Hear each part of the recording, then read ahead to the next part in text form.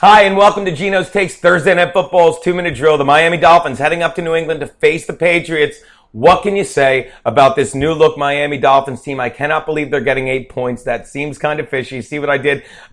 And yeah, I'm not concerned about the Patriots. They haven't covered the past 2 weeks. And last week they dropped 10 balls, 5 coming from Brandon LaFell.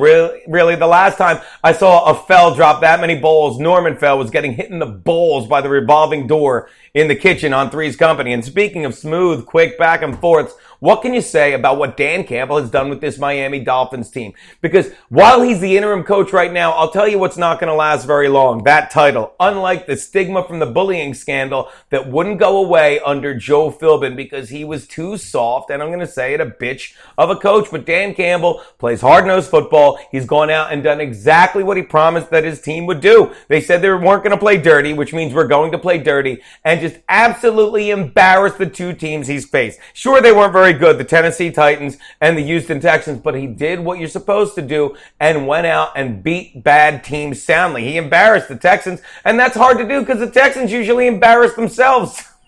Did you see Ryan Mallett got released? Yeah, finally, Ryan Mallett and a quick release. All right, look.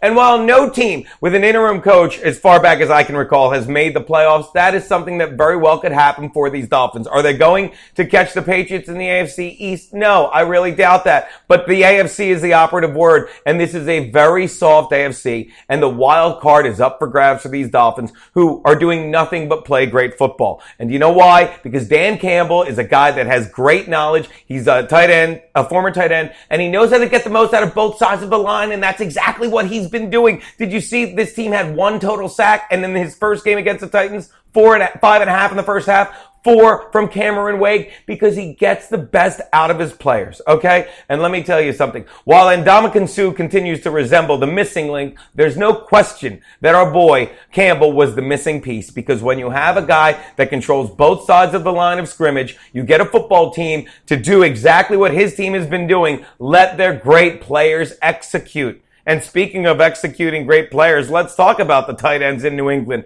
Who better to shut down New England's number one weapon, tight end Rob Gronkowski, than a guy like Dan Campbell, who played tight end for 10 years in the league? Look for this game to be a very close one. Look for Miami to possibly even win. I'm not talking crazy. This is that good a team. Take the Dolphins, take the points. That's Geno's 2-minute drill.